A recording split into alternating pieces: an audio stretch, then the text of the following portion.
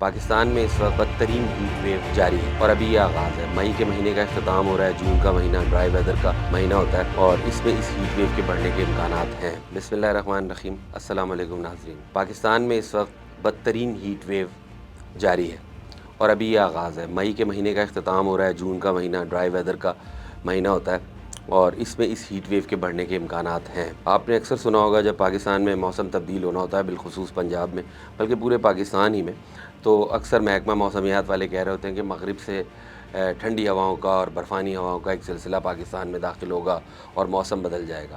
سوال یہ پیدا ہوتا ہے کہ دنیا کے دو عظیم ترین اور سب سے بڑے، پوری دنیا میں تین پہاڑی سلسلے ہیں، ایک ہمالین رینج ہے، دوسری کراکورم رینج ہے اور تیسری اینڈس رینج ہے۔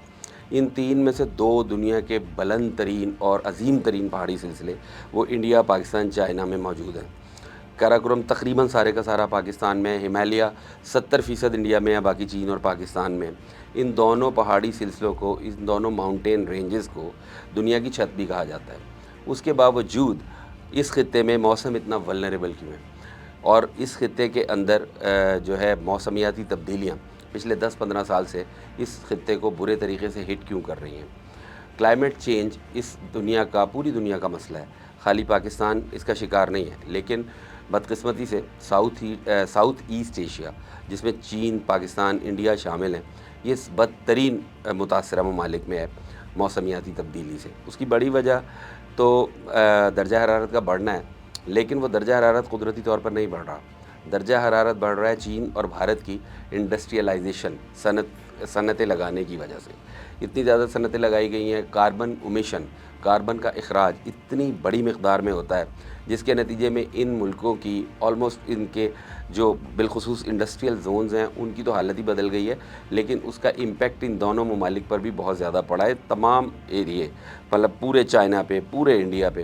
اور پاکستان میں کوئی بہت زیادہ انڈسٹری نہیں ہے، لیکن قریبی ملک ہونے کی وجہ سے پاکستان متاثرہ ممالک میں سب سے اوپر ہے۔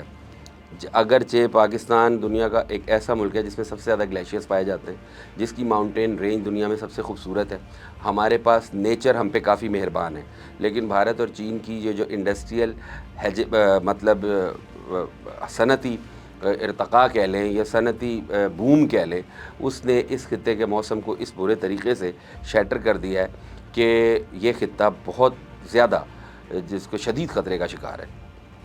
موسمیاتی تبدیلی جو ہے وہ اس خطے پہ کچھ اس طریقے سے اثر انداز ہونے جا رہی ہے کہ یہاں درجہ حرارت 3 سے 4 ڈگری سینٹی گریڈ تو پچھلے 15 سال میں بڑھ چکا ہے، اور اگلے 15 سے 20 سال میں یہ درجہ حرارت اگر مزید اتنا ہی بڑھ جاتا ہے تو گلیشیئرز کے پگھلنے کا امکان ہے، جو کہ آپ نے دیکھا بھی ہے، ہمارے ہاں گلیشیئرز پگھل بھی رہے ہیں، بے موسم بارشیں بھی ہو رہی ہیں، سیلاب تسلسل کے ساتھ پچھلے 10-15 سال سے آ رہے ہیں۔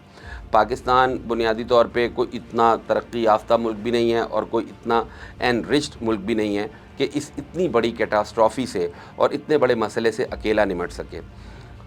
براک اوباما نے اپنے دور میں ماحولیاتی تبدیلی کے حوالے سے پیرس جو ایکارڈ کیا تھا، اس میں پاکستان سمیت ان تمام ممالک کو جو ماحولیاتی آلودگی سے یا موسمیاتی تبدیلیوں سے متاثر تھے، ان کی باقاعدہ فنڈنگ کی جانی تھی اور وہ فنڈنگ کی بھی گئی تھی، لیکن ڈونلڈ ٹرمپ نے اقتدار میں اپنی پہلی ٹرم میں جب یہ اقتدار میں آئے تھے تو اس پیرس ایکارڈ کو یا جو موسمیاتی تبدیلی سے متاثرہ ممالک کی فنڈنگ تھی اس کو روک دیا تھا۔ اور اب یو ایس اے اور چونکہ اقوام متحدہ تو ڈیپینڈنٹ ہے تمام اس کے رکن ممالک کا کہ وہ کسی بھی ایشو میں جب کمبائنڈ ہوتے ہیں تو اس سبجیکٹ کو یا اس ٹاپک کو ایڈریس کرتے ہیں، اور پھر اس کے لیے اگر ضرورت ہو تو فنڈز جنریٹ کیے جاتے ہیں، اویئرنیس کمپین چلائی جاتی ہے۔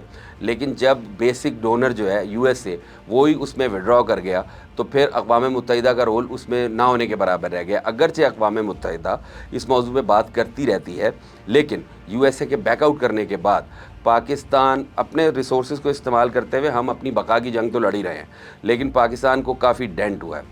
اس خطے کا ایک اور مسئلہ بھی ہے کہ چین، پاکستان، یہ دو ممالک ایسے ہیں جو فالٹ لائن پر ہیں، جن کا اکثریتی جو آبادی ہے وہ فالٹ لائن پر ہے۔ اگر پاکستان فالٹ لائن کے بارے میں آپ کو پتہ تو ہوگا، اس کی وضاحت میں مزید کر دیتا ہوں کہ زیر زمین سمندر کے نیچے جو سطح سمندر ہے وہ ڈفرینٹ پلیٹس پر مشتمل ہے۔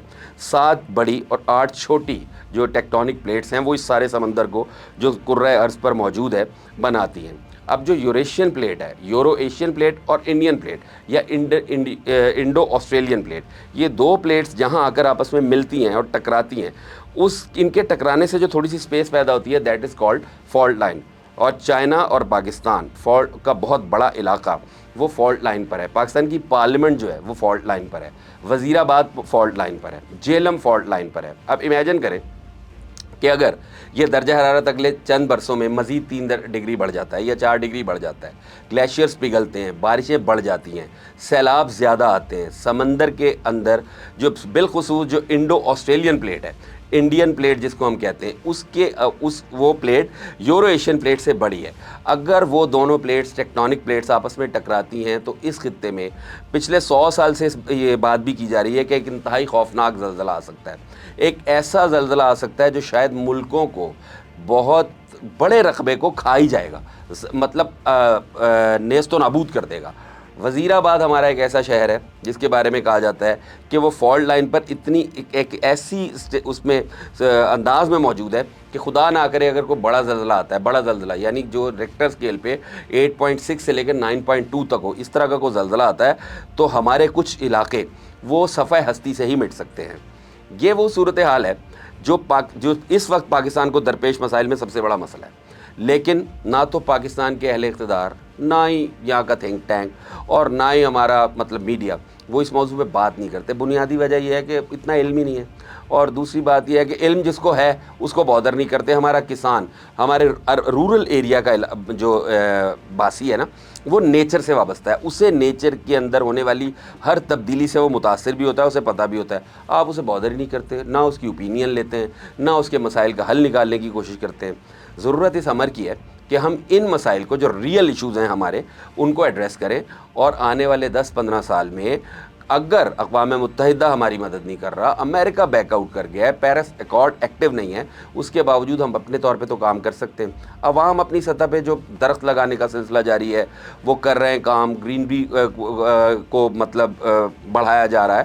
عوام اپنے طور پہ اپنی سی کوششیں کرتے رہتے ہیں، لیکن جتنا کانکریٹ آپ نے اس ملک میں پھیلا دیا ہے، جتنے درخت آپ نے کاٹ دیے ہیں، پھر 2 ہمسائے، بڑے ہمسائے جو کہ مطلب ایک صنعتی جائنٹس ہیں، انہوں نے انڈسٹری کا ایک مطلب بہت بڑی تعداد میں انڈسٹری اپنے اپنے ملکوں میں لگائی ہوئی ہے، ان کا امپیکٹ بھی پاکستان پہ آتا ہے. ہم کہتے ہیں کہ جی ہم تو انڈسٹریل کنٹری نہیں ہیں، لیکن متاثر تو سب سے زیادہ ہم ہیں نا.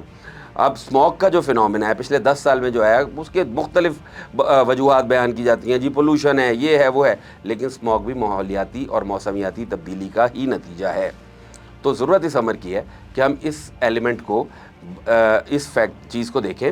اگر ہمیں پاکستانی عوام کی بقا عزیز ہے، ورنہ دیکھیں پاکستان کے جو 2 بڑے صوبے ہیں، جیسے پنجاب اور خیبر پختونخوا، رقبے کے لحاظ سے، اور بلوچستان کو مطلب سارے صوبے اگر لے لیے جائیں، یہاں ہارڈ اور سافٹ دونوں طرح کے ویدر ہوتے تھے. آہستہ آہستہ یہاں سے بالخصوص پنجاب سے ہارڈ ویدر ختم ہوتا جا رہا ہے. ہارڈ ویدر سے مراد یہ ہے کہ شدید گرمی اور شدید سردی وہ یہاں سے ختم ہوتی جا رہی ہے. جو گرمی 6 ماہ کی ہوتی تھی وہ 9 ماہ پہ چلی گئی ہے، اور یہاں ویدر ہیومڈ بڑھتا جا رہا ہے اس میں، اور وہ مرطوب ہوتا جا رہا ہے. یہ ہیومڈ کا بڑھنا اور مرطوب ہونا ہماری فصلوں اور زراعت کو تو ہٹ کرے گا ہی، لیکن ہماری آنے والی نسلوں کو بھی ہٹ کرے گا. ان کا جو فزیکل پورا ایک فزیکل شیپ ہے وہ تبدیل ہونی شروع ہو جائے گی. ہمارے ہاں ایسے لوگ پیدا ہوں گے جن کا مائنڈ سیٹ وہ نہیں ہے جو اب سے 20 سال پہلے تھا، اب سے 30 سال پہلے پیدا ہونے والے لوگوں کا جو مائنڈ سیٹ تھا، جو سوچنے کا انداز تھا. یہ بالکل کامن سینس کی بات ہے. پہاڑی علاقے کے لوگوں کی اپنی سوچ ہوتی ہے، میدانی علاقے کے لوگوں کی اپنی سوچ ہوتی ہے، اور جو سمندری علاقے، ساحلی علاقے، وہاں کے لوگوں کی اپنی سوچ ہوتی ہے. کوئی میدانی علاقہ اگر ساحلی علاقے میں تبدیل ہونے لگے تو وہاں جو آنے والی نسلیں ہوں گی اس کا امپیکٹ ان پر ہوگا. ہمیں اگر اپنی نسلوں کو بچانا ہے، اپنے کلچر کو بچانا ہے، اور اس خطے کو مطلب پریزرو کرنا ہے، تو سب سے زیادہ ضرورت اس امر کی ہے کہ ہم موسمیاتی تبدیلی کو ایڈریس کریں. کلائمیٹ چینج کو جس حد تک ہم اس میں مطلب جس حد تک اس کی بہتری میں اپنا حصہ ڈال سکتے ہیں وہ ڈالیں.